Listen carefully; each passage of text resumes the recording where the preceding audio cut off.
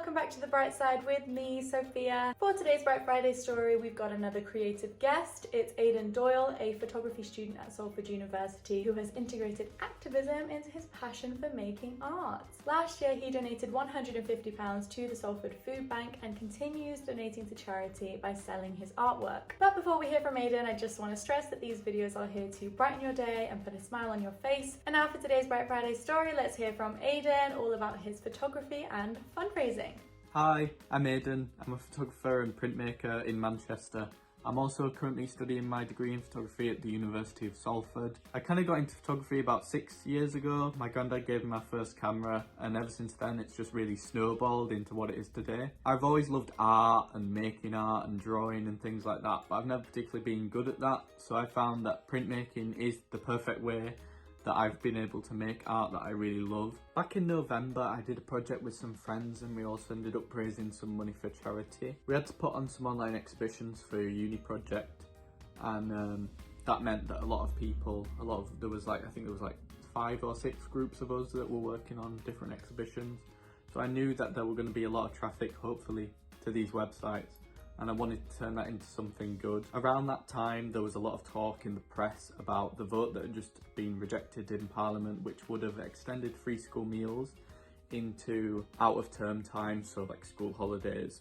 And there was kind of a lot of public outrage about that. And in the end, I think they did actually make a U-turn on it, which is amazing. But I made a GoFundMe, which in the end the proceeds were going to go to Salford Food Bank, which I then messaged people, and it ended up on I think everybody's exhibition page that they'd set up. In the end, the money came through in December. We got £150 from that, which is amazing, and I donated it to Salford Food Bank, so hopefully that made a difference right before Christmas.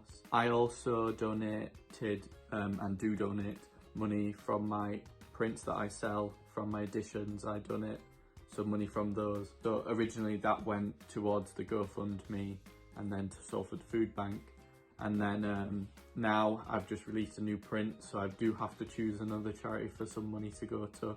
I'm going to do some research and choose a really deserving charity of that, and I'll probably talk about that a bit more on my Instagram when I do decide. It's brilliant to hear that Aidan has put his passion to such good use. He's not the first person on The Bright Side to do that, and he definitely won't be the last, which is fantastic. Now, of course, every artist needs their tools. A painter needs his brushes and his canvas, and a photographer like Aidan needs a darkroom to develop his prints. Over the past year, he's not been able to access facilities such as a darkroom at his university to develop his prints in, but that didn't stop him. Aidan actually made his own DIY darkroom at home, which he's now going to show us, and he's also going to show us how he develops his prints, which is really exciting. Over to you, Aidan.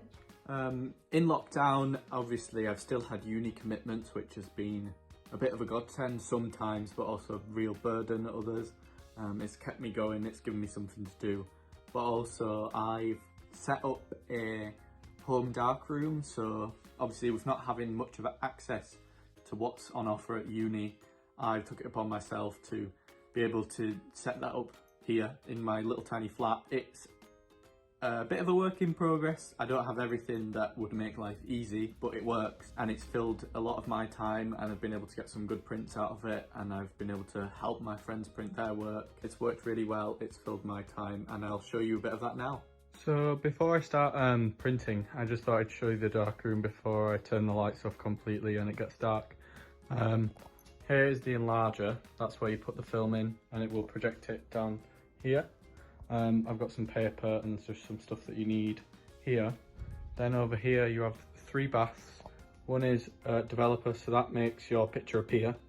This stops your picture from developing, so it removes that chemical before you put it into the fixer, which fixes the paper so it stays forever and it won't be affected by light as much anymore.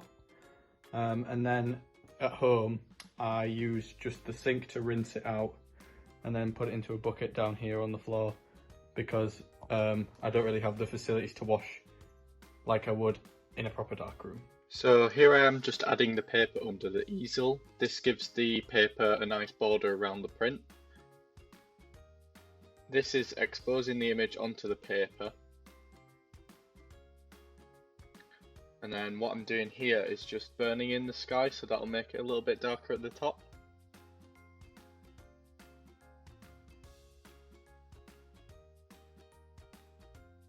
Now we go into the developer. This makes the image appear on the paper. It's quite hard to see in the video, but it is there, you can see just there. It's quite a magical process really, but the camera doesn't pick it up quite as well as your eyes do. After this, it goes into a stop bath, which removes the chemicals, which I'll just skip filming, and then lastly, it goes into Fixer. This makes the image permanent so that it won't be affected by any more light, and you can actually turn the light on here and see the picture that we just made. Once it's been fixed, it takes about 30 seconds to a minute. You just wash the print for about 5 minutes in running water and then dry it off, and here it is. You can see that it's quite sharp. This is why I love darkroom printing. It's just really beautiful. That you can see the grain from the film, it's really nice. And then I've just added some extra pans from other work that I make. This is a bit more typical of what I do here.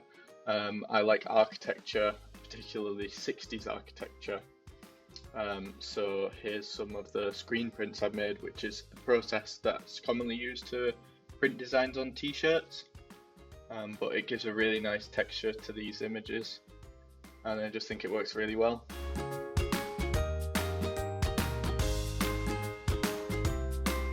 There you go, that is the magic in action. Now you are a qualified photographer. That's all for today's Bright Friday story. Thank you so much to Aidan for contributing, showing us his darkroom, telling us all about his fundraising, which is great. I will leave a link to his website down below where he sells his prints. Obviously a lot of what he makes goes to different charities, which is incredible. I'll also leave his social medias down below. He's got TikTok where he makes fun TikToks. Duh, what else are you gonna make on TikTok? As well as his Instagram and any other useful links for you to look at. Thank you so much to all of you for watching another Bright Friday story. I hope you enjoyed it.